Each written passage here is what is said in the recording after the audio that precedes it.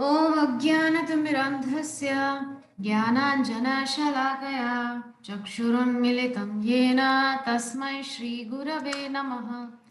श्रीचैतन्यमनोभीष्टं स्थापितं येन भूतले स्वयं रूपकदा मह्यं ददाति स्वपदान्तिकं। वन्देऽहं श्रीगुरो श्रीयुतपदकमलं श्रीगुरुन् वैष्णवांश्च श्रीरूपं साग्रजातं सहगण रघुनाथान्वितं तं सजीवं साद्वैतं सावधूतं परिजनसहितं कृष्णचैतन्यदेवं श्रीराधा कृष्णपादान् सहगण ललिता श्रीविशाखान्वितांश्च नमः विष्णुपादाय कृष्णप्रेष्ठाय भूतले श्रीमते भक्तिवेदान्त स्वामिनिति नामिने। नमस्ते सारस्वते देवे गौरवाणी प्रचारिणे निर्विशेषा शून्यवादी पाश्चात्य देशतारिणे नमो महावदान्याय कृष्ण प्रेम प्रदायते कृष्णाय कृष्ण चैतन्य नाम्ने गौरत्विषे नमः। हे कृष्ण करुणा सिंधो दीनबंधो जगत्पते गोपेश गोपिका कांत राधा कांत नमोस्तुते तप्त कांचन गौरांगी राधे वृंदावनेश्वरी वृषभानुसुते प्रणमामि हरिप्रिय पंचाकल्पतरुभ्यश्च कृपा सिन्धुभ्य एव च पतितानां पावनेभ्यो वैष्णवेभ्यो नमो नमः।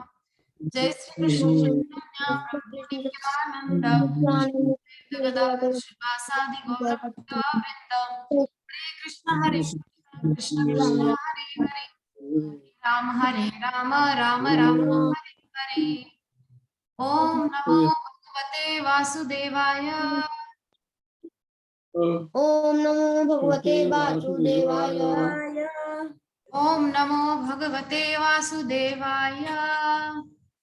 नमो भगवते वासुदेवाय। नमो भगवते वासुदेवाय। ओम नमो भगवते वासुदेवाय। नारायणं नमस्कृत्य नारायणं नमस्कृत्य नरं चैव नरोत्तमं नरं चैव नरोत्तमं देवीं सरस्वतीं व्यासं देवीं सरस्वतीं व्यासं ततो जयमुदीरयेत्। ततो जयमुदीरयेत्। नष्टप्रायेषु भद्रेषु नष्टप्रायेषु भद्रेषु नित्यं भागवत सेवया नित्यं भागवत सेवया भगवती उत्तम श्लोके भगवती उत्तमश्लोके भक्तिर्भवती नैष्टिकी। भक्तिर्भवति नैष्ठिकी। हरे कृष्ण। हरे कृष्ण।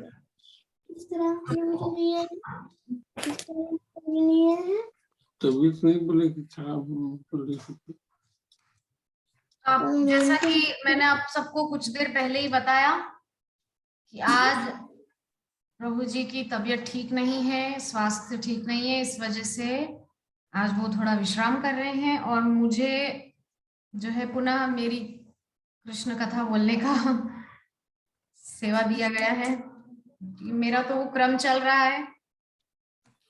तो कृष्ण पुस्तक का आज जो हम अध्याय शुरू करने जा रहे हैं उसका नाम है ब्रह्मा द्वारा भगवान कृष्ण की स्तुति। श्रीमद् भागवतम के दशम स्कंद का 14वां अध्याय है, 14th चैप्टर है, दशम स्कंद है, 10th कैंटो, और आज इसका 14वां अध्याय शुरू होने जा रहा है जिसका नाम है ब्रह्मा द्वारा भगवान कृष्ण की स्तुति। तो पहले तो हम देखें कि ब्रह्मा को क्या जरूरत पड़ रही है स्तुति करने की, क्या कारण है। तो जैसा कि आप सब लोगों के सामने मैं उस दिन वर्णन कर रही थी कि भगवान वन में बछड़े चराने के लिए गए हैं, वहां पर कलेवा लेने के लिए बैठे थे। इतने में ही देखते हैं क्या होता है। पहले तो अघासुर को मारा था भगवान ने। अघासुर को मारने के बाद सभी ग्वाल बालों को लेकर के भगवान एक जगह घेरा बना करके कलेवा लेने के लिए बैठ गए थे, मतलब प्रसादम पाने के लिए बैठ गए थे। तब अचानक क्या होता है, जो है स्वर्ग में जब अघासुर को भगवान मारे तो स्वर्ग में दुंदुभियां बजने लगी थी, जय जयकार होने लगी थी। तो ब्रह्मा जी ने सोचा ये क्या हो रहा है। तो ब्रह्मा जी ने देखा कि ये छोटे से बालक ने जो है इतने बड़े राक्षस को मार दिया। ब्रह्मा जी आए, देखने लगे क्या हो रहा है यहाँ पे लीलाएं। तो छुप करके देख रहे थे ब्रह्मा जी। तो क्या देखते हैं कि यहाँ पे कलेवा लेते हुए भगवान झूठा खा रहे हैं। हमने उस दिन देखा था कि मधुमंगल जो छाछ लेकर आया था 2 दिन पुरानी छाछ, भगवान को ना पिलानी पड़े वो पुरानी छाछ, भगवान को कष्ट होगा, मेरे प्रिय गोपाल को कष्ट होगा, ये सोचकर मधुमंगल ने वो छाछ कन्हैया को ना पिला करके खुद पी लिया। कि कन्हैया को पिलाऊंगा तो उसकी सेहत खराब हो जाएगी, वो तो रोज नया नया माखन खाता है, उसके घर में 9 लाख गाय हैं।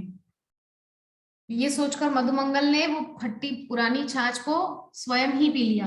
हाँ, और स्वयं पी करके उस छाछ को और मुख में जैसे ही लिया तो वहां पर क्या होता है, कन्हैया देख लेते हैं और बोलते हैं देखो ये मधुमंगल मेरे हिस्से की छाछ भी खुद पिए जा रहा है। तब क्या होता है, देखते हैं भगवान मधुमंगल के यहाँ से थोड़ी सी छाछ निकल रही थी, उसको चाटने लगे। तो ब्रह्मा जी ये देख करके भ्रमित हो गए कि ये कैसा परमात्मा है, भगवान है जो किसी के मुख से झूठा खा रहा है। तो ब्रह्मा जी वो देखकर चकित हो गए थे, इसलिए ब्रह्मा जी ने क्या किया था, सब जो है बछड़ों को चुरा लिया था। और फिर धीरे भगवान जब बछड़ों को ढूंढते हुए गए तो ग्वाल बालों को भी चुरा लिया ब्रह्मा जी ने। अब कन्हैया ने क्या किया, अपनी लीला का विस्तार किया और अपने ही अंदर से ढेर सारे उतने ही ग्वाल बाल बछड़े सब प्रकट कर दिए। 1 साल तक ये सब चलता रहा। धीरे धीरे बलराम भैया को भी पता चल गया कि क्या लीला है। अब ब्रह्मा का तो एक ही क्षण हुआ था, कल की कृष्ण कथा में इस पर विस्तार से चर्चा हुई थी कि ब्रह्मा जी यहां से ग्वाल बाल बछड़ों को लेकर के गए और रख के वापस आए, इतने में ब्रह्मा जी का तो एक क्षण हुआ था, लेकिन यहाँ तो एक पूरा साल बीत गया था, पूरा 1 साल। तो उस 1 साल में यहाँ पे बहुत कुछ हो गया, सब आराम से चल रहा है पूरी लीला भगवान की, गाय भी बछड़े भी हैं बच्चे भी हैं। तो ब्रह्मा ने सोचा कि मैं अब जाके देखूं, मैंने तो चुरा लिए, वहां पे सब जो माताएं हैं वो सब रो रही होंगी, सब घर वाले परेशान होंगे, गैयाएं अपने अपने बछड़ों के बिना बिलख रही होंगी। लेकिन ब्रह्मा ने यहाँ आकर के देखा तो ब्रह्मा जी के तो होश फाख्ता हो गए। क्या देखते हैं कि चारों तरफ चतुर्भुज नारायण अपने अपने लीलाओं में लगे हुए हैं। कोई उस बछड़े को इधर बुला रहा है, कोई क्या कर रहा है, कोई क्या कर रहा है। इस प्रकार से चल रहा था वहां पे सब। तो ब्रह्मा जी को बहुत ग्लानि हुई जान करके कि मैंने जिसकी परीक्षा लेने की कोशिश की वो कोई छोटा बालक नहीं है, वो तो मेरे भी पिताजी हैं। मेरे भी पिताजी की परीक्षा लेने की कोशिश कर ली मैंने। तो ब्रह्मा जी क्या करते हैं, साथ में सब ग्वाल बाल सखाओं को बछड़ों को लेकर आते हैं, भगवान को समर्पित करते हैं। तब भगवान उस समय एकांत में बिल्कुल शांत खड़े थे, एक पेड़ के नीचे मुरली बजा रहे थे भगवान। और जैसे ही ब्रह्मा आए वहां पर तो अपने घुटनों पर आकर के रोने लगे, गिड़गिड़ाने लगे। और क्या कह रहे हैं ब्रह्मा जी, श्री ब्रह्मोवाच नौमिड्यते भ्रवपुषे तडिदंबराय गुंजावतन सपरिपृच्छन सन्मुखाय वन्यसृजे कवलवेत्र विषाण वेणु लक्ष्मश्रिये मृदुपदे पशुपांगजाय। कि हे मेरे परमात्मा, आप एकमात्र आप ही नौमिड्यते भ्रवपुषे तडिदंबराय, एकमात्र आप ही पूजा करने योग्य हैं। एकमात्र कह रहे हैं ब्रह्मा जी यहाँ पे स्पष्ट, एकमात्र आप ही पूजा करने के योग्य हैं, क्योंकि आप सर्वोच्च शक्ति हैं। कृष्ण है ना, कृष्ण के ऊपर कोई नहीं है। कृष्ण के बाद उनके जो है बलराम है, बलराम के बाद फिर संकर्षण है, फिर संकर्षण से फिर चतुर्व्यूह है, फिर चतुर्व्यूह के नीचे एक संकर्षण है, फिर उसमें चतुर्व्यूह है। इस प्रकार से बहुत बड़ा क्रम है, किंतु कृष्ण के ऊपर कोई नहीं है, कृष्ण के बराबर कोई नहीं है, कृष्ण के ऊपर कोई नहीं है, कृष्ण से नीचे हैं सब।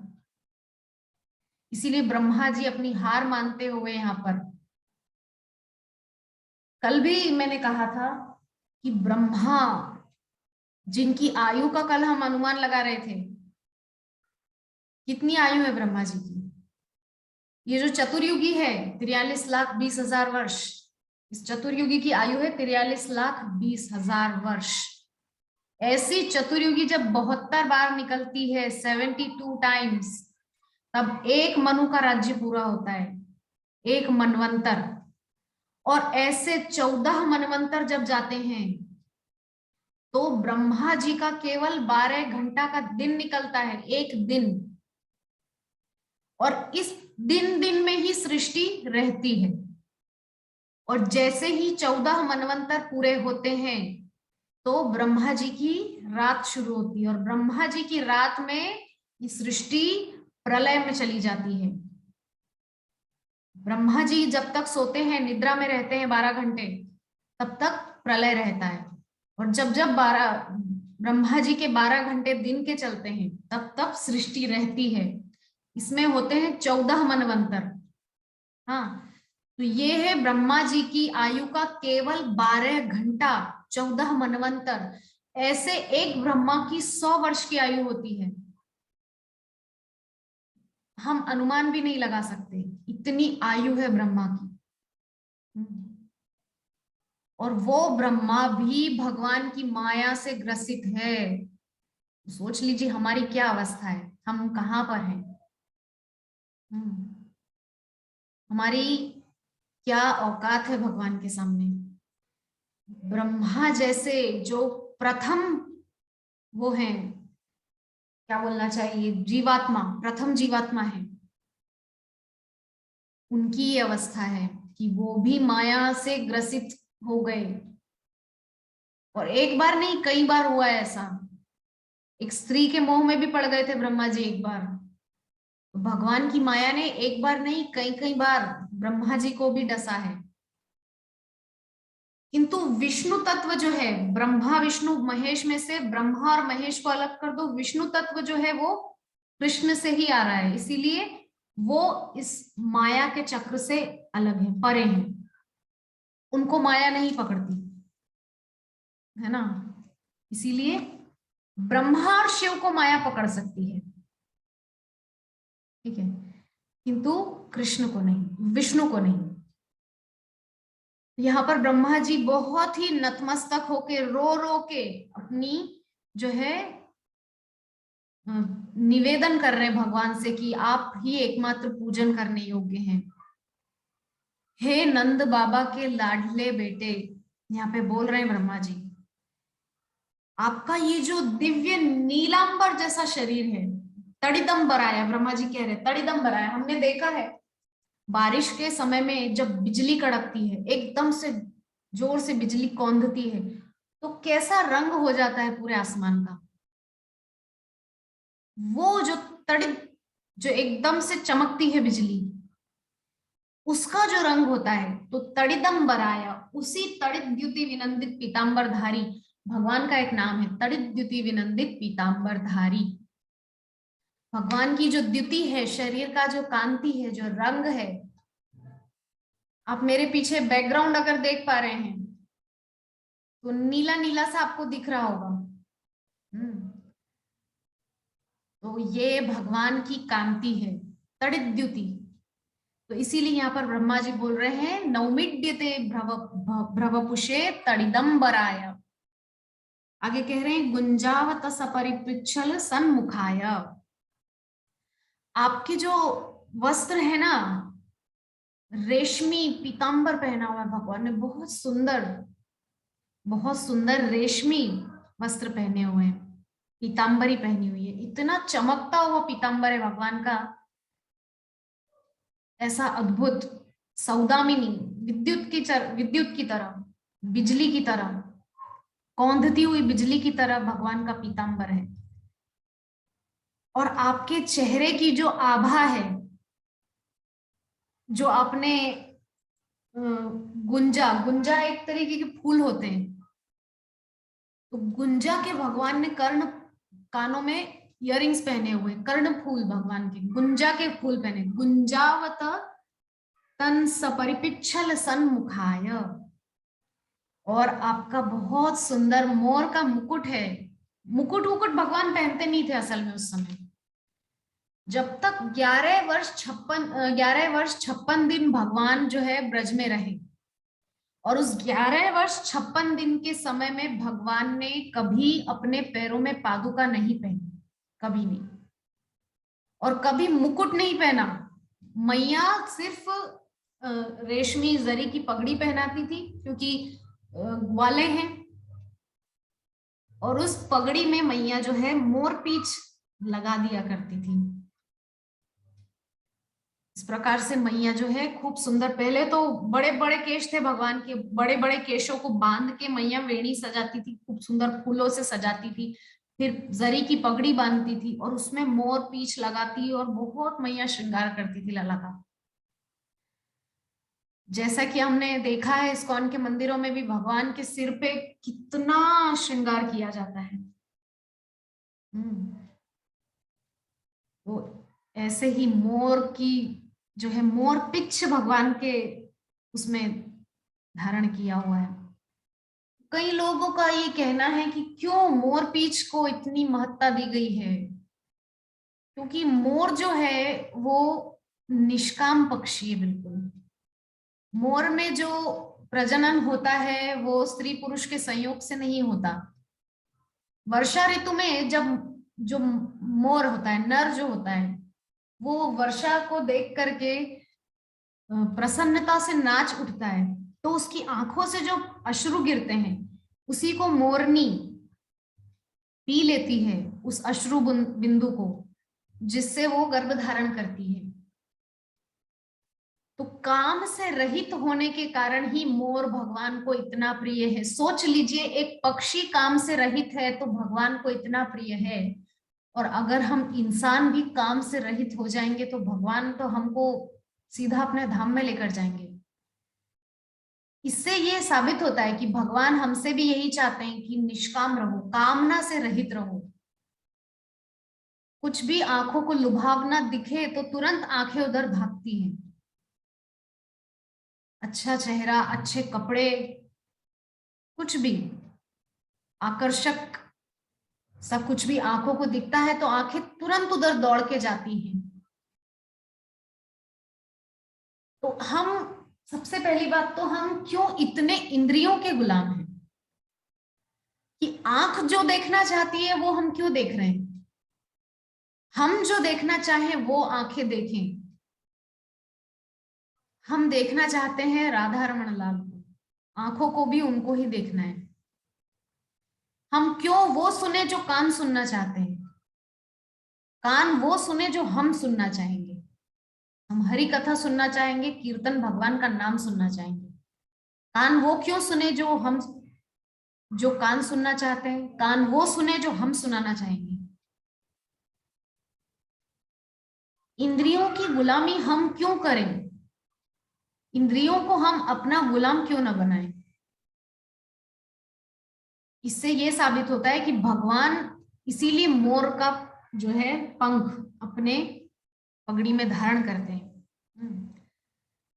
इसके अलावा भगवान ने बहुत सुंदर वैजयंती माला पहनी हुई है, वैजयंती के फूलों की। अच्छा, वो जो माला होती है वो बहुत लंबी होती है, घुटने से भी नीचे जो जाती है माला, उसको बोलते हैं वैजयंती माला। सबसे सुंदर से सुंदर फूलों की माला भगवान धारण किए हुए हैं, और एक बहुत सुंदर लकुटी भगवान के हाथ में है। हमने देखा है ग्वाले लोग अपने साथ में लकुटी लेकर चलते हैं, लकड़ी, गैया हाँकने के लिए। इसके अलावा भगवान के पास एक सींग है। सींग क्या होता है कि जैसे कोई भैंस जो मर गई है तो उसका जो सींग होता है उसको निकाल लेते हैं और उसको किसी प्रकार से सुंदर आकार देकर के उससे एक वाद्य यंत्र बनाते हैं। गांव के लोग करते होंगे इस प्रकार से। तो उस वाद्य यंत्र का नाम है सींग। और मुरली, भगवान इतने सुंदर सुंदर अपने हाथ में मुरली लिए हुए हैं, फेंट में मुरली फंसी हुई है, सींग है, लकुटी है साथ में, और इतना टेढ़ा होकर के ललित, त्रिभंग ललित भगवान का जो स्वरूप है उसका नाम है त्रिभंग ललित। 3 तरफ से टेढ़े हैं। हम सबने देखा है भगवान का जो श्री विग्रह होता है वो टेढ़े हैं। तो इस प्रकार से भगवान बहुत सुंदर टेढ़े होकर के बाकी झांकी लेकर के भगवान खड़े हैं। और भगवान के हाथ में क्या है? खाने की वस्तु। छोटे से कन्हैया, 5-6 वर्ष के बालक। और ब्रह्मा जी उनके सामने खड़े होकर रो रो कर उनकी प्रार्थना कर रहे हैं। क्या कह रहे हैं ब्रह्मा जी? अस्यापि देव वपुषो मदनुग्रहस्य स्वेच्छामयस्य न तु भूतमयस्य कोपि। क्या कहना चाह रहे हैं यहाँ पे कि हे भगवान, हे मेरे जगन निवास, आपका जो ये श्रीअंग है ये हमारी तरह 5 भौतिक नहीं है जो आज है कल छूट जाएगा। ऐसा नहीं है। आपका जो शरीर दिव्य श्रीअंग है ये गोलोक में भी ऐसा ही है और यहाँ अभी आप वैसे के वैसे ही आए हो उसी श्रीअंग के साथ में। भगवान कोई अलग से धारण करके नहीं आए हैं शरीर कि यहाँ मनुष्य लोक में आए हैं तो उनको 5 भौतिक शरीर उनके लिए बाउंडेशन नहीं है, जैसा कि कुछ मूर्ख मायावादी लोग सोचते हैं कि भगवान हमारी ही तरह 5 भौतिक शरीर धारण करते हैं, किंतु नहीं, भगवान 5 भौतिक शरीर धारण नहीं करते। तो यहाँ पर आगे ब्रह्मा जी कह रहे हैं कि आपका जो ये शरीर है हम 5 भौतिक शरीर नहीं है। नेशे मही त्ववसितुम मनसांतरेण साक्षात तवैव किमुतात्म सुखानुभूते। बहुत सुंदर सुंदर श्लोकों के द्वारा ब्रह्मा जी भगवान की स्तुति कर रहे हैं। ब्रह्मा जी ने हाथ खड़े कर दिए। क्या कह रहे हैं कि मैं आपके स्वरूप को नहीं समझ सकता, मेरे में सामर्थ्य नहीं है, मेरे में सामर्थ्य ही नहीं है। ब्रह्मा जी ने स्पष्ट रूप से बोल दिया। तो मैं कैसे ये समझ सकता हूं कि आपकी जो ये लीलाएं चल रही है इसका क्या मर्म है? मैं आपके स्वरूप को समझने में असमर्थ हूं। और आगे ब्रह्मा जी कह रहे हैं 8वें श्लोक में, बहुत सुंदर वहां पर कह रहे हैं ब्रह्मा जी,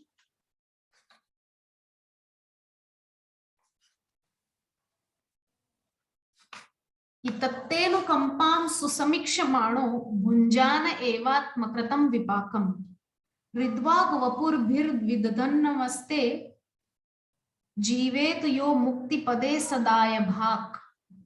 हे मेरे प्रिय ईश्वर, जो बहुत ही आपकी कृपा के लिए सब समय जो लालायित रहते हैं,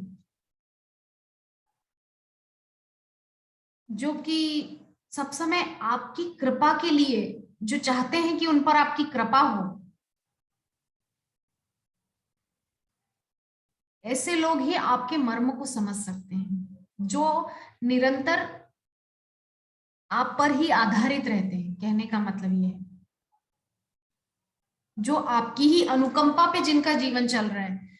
किसी ने जैसे बोल दिया हो कि अब मेरा अपने हाथ में कुछ नहीं है, मेरा सारा भार आप पर है, ऐसे लोगों का एकमात्र जो है आश्रय आप ही हैं भगवान। इस प्रकार से ब्रह्मा जी ने बहुत सुंदर सुंदर 40 श्लोकों में भगवान की स्तुति की है, एक दो श्लोकों में नहीं।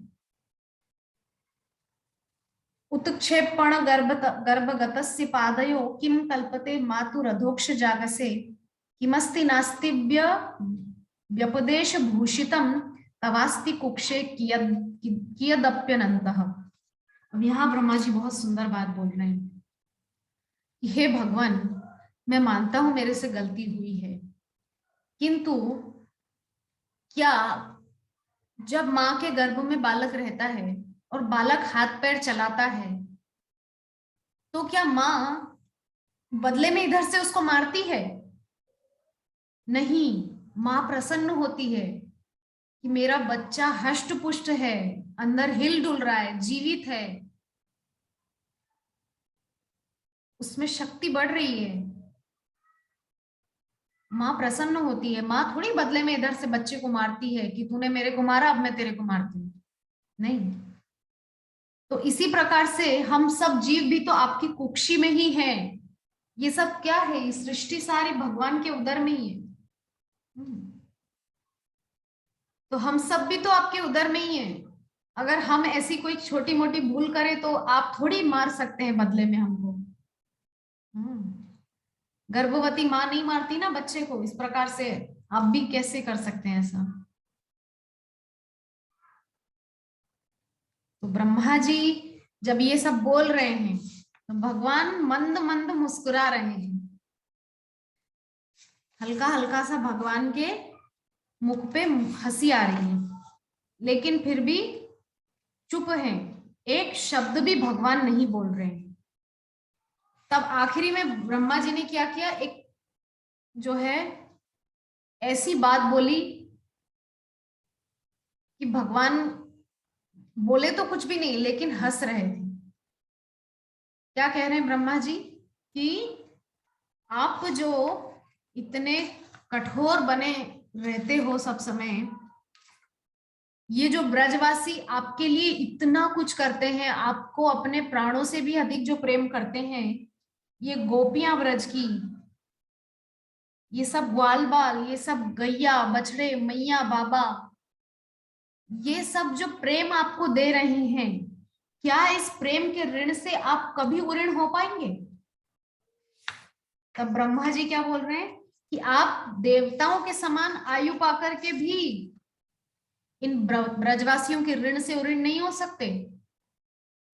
ब्रह्मा जी अब यहाँ पर भगवान को थोड़ी सी बटरिंग कर रहे हैं, उनके अपने प्रेमी जनों का जो है वास्ता दे रहे हैं उनको कि आपके ये प्रेमी जन जो हैं, ये आपके लिए इतना कुछ जो कर रहे हैं, इतना आपको प्रेम करते हैं,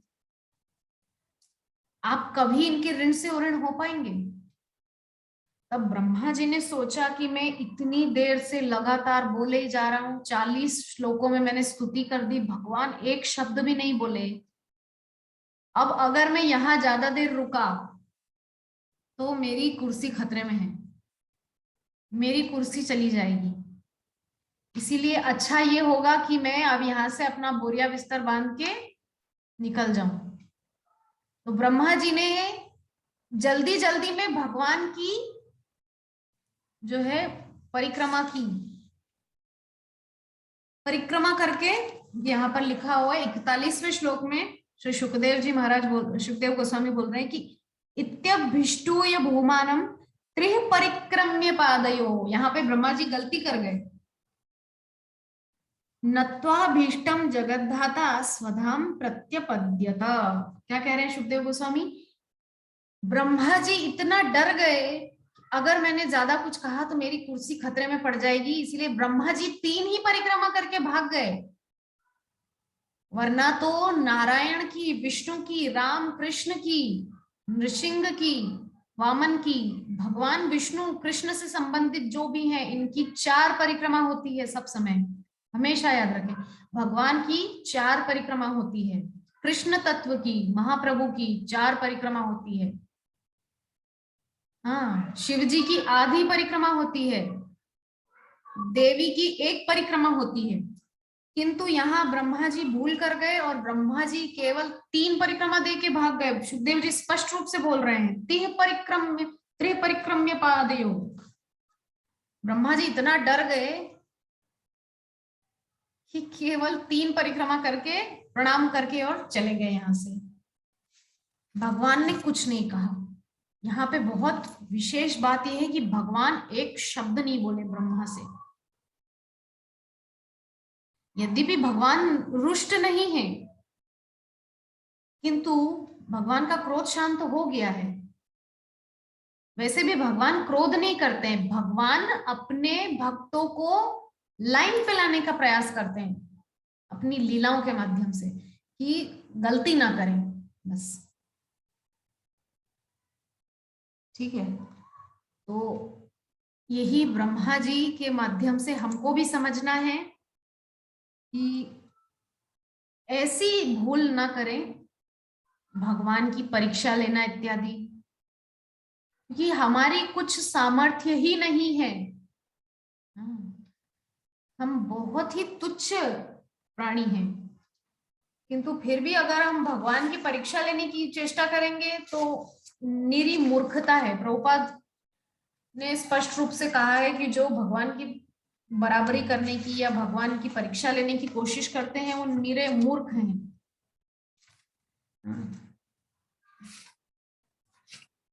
तो ये जो अध्याय है इसका नाम था ब्रह्मा द्वारा भगवान कृष्ण की स्तुति, और यहाँ पर ये अध्याय जो है पूरा होता है। और आज का जो हमारा सत्र है ये भी पूरा होता है। अगले सत्र में हम 15वें अध्याय पे चर्चा करेंगे। तो आज के इस सत्र के ऊपर आप में से किसी वैष्णव का कुछ प्रश्न, जिज्ञासा, कुछ क्वेरी कुछ भी हो तो आप कह सकते हैं। हरे कृष्ण। हमारे पास 8:45 मिनट बचा हुआ है, 8 मिनट 40 सेकेंड। इसमें हम कुछ चर्चा कर सकते हैं अगर कोई प्रश्न है आप में से किसी का।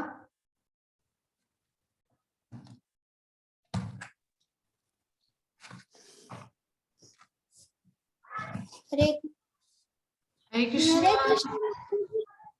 हरे कृष्ण मुरारी।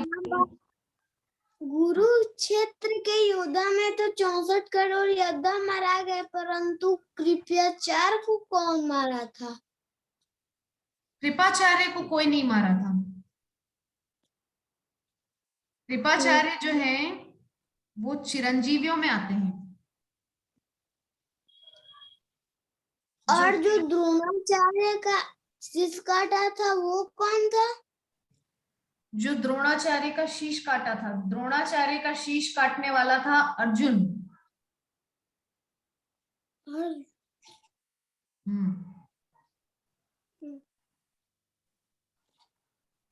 द्रौपदी का भाई क्या नाम है, वो उन्होंने काटा। ओ अच्छा अच्छा अच्छा, हाँ, धृष्टद्युम्न, क्षमा करना। जो द्रोणाचार्य को जिसने मारा था वो है धृष्टद्युम्न, क्योंकि वो उसी लिए उसका जन्म हुआ था। अभी मुझे याद आया, बहुत बहुत धन्यवाद। उसका जो जन्म हुआ था वो इसी उद्देश्य से हुआ था। असल में जो द्रौपदी के पिता हैं द्रुपद, हाँ ध्यान से सुनना मुरारी, जो द्रौपदी के पिता है द्रुपद, द्रुपद और द्रोणाचार्य दोनों बचपन में मित्र थे, किंतु किसी बात पे दोनों के बीच में झगड़ा हो गया था, जिसकी वजह से दोनों के बीच में बहुत कट्टर दुश्मनी हो गई थी। तो द्रुपद ने यज्ञ करवाया था, और उस यज्ञ से, वो यज्ञ इसलिए करवाया था कि एक ऐसा पुत्र उत्पन्न हो जो मेरे शत्रु द्रोणाचार्य को मारे। तो धृष्टद्युम्न उत्पन्न हुआ था, और उसी अग्निकुंड से द्रौपदी भी उत्पन्न हुई थी। तो द्रुपद के दोनों बच्चे थे, धृष्टद्युम्न और द्रौपदी। तो धृष्टद्युम्न जिस उद्देश्य से उत्पन्न हुआ था उसी उद्देश्य को उसने पूरा किया। द्रोणाचार्य को का सिर उसने धड़ से अलग कर दिया था, क्योंकि द्रोणाचार्य ने सुन लिया था कि अश्वत्थामा हतो नरोवा कुंजरोवा। उसको पता नहीं था कि असल में जो मरा है वो हाथी है। उसने ये सोचा मेरा बेटा मर गया तो अब मैं जी के क्या करूंगा, इसीलिए उसने भी जो है लगभग अपना ऐसे समाधि में बैठ गया था वो क्या कहना चाहिए, वो शॉक्ड हो गया था बहुत बुरी तरह से। तो उस शॉक में धृष्टद्युम्न आकर के उसका द्रोणाचार्य का जो है सिर धड़ से अलग कर दिया। ठीक है, समझ गए मुरारी? और कोई जी प्रश्न? जी नहीं माता जी। अच्छा, ठीक है। और किसी का भी कोई प्रश्न है तो हम ले सकते हैं, क्योंकि 5 मिनट और रहा है हमारे पास, उसके बाद ये मीटिंग शेष हो जाएगा।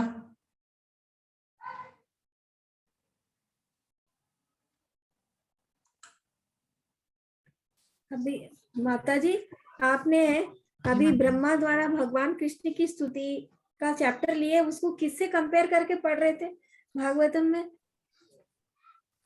मैं भागवतम से ही पढ़ रही थी, दशम स्कंद जो है उसमें से हाँ। देख रही थी। दशम स्कंद, दशम स्कंद एक, का दो, पार्ट टू। अच्छा, दशम पार्ट 2 का कहाँ पर? पार्ट 2 का पहला ही चैप्टर है, पहला कौन सा? 14वां अध्याय, 14। अच्छा, दशम स्कंद का 14th चैप्टर, मतलब सेकंड बुक का। हाँ, सेकंड बुक का पहला है। हाँ, अच्छा, हाँ, वो भाग 1 में देख रही थी, उसमें नहीं मिला। 3 भाग है, भाग 2 में है। हाँ, भाग 2 में 14 नंबर इसमें। पहला ही चैप्टर है, 14 से ही स्टार्ट हो रहा है भाग, तो उस बहुत बड़ा चैप्टर है वो।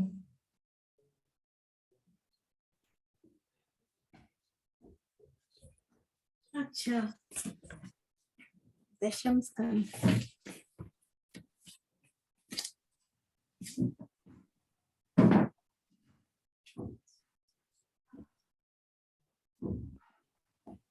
दो, तीन, चार, दशम स्कंद में चार भाग है।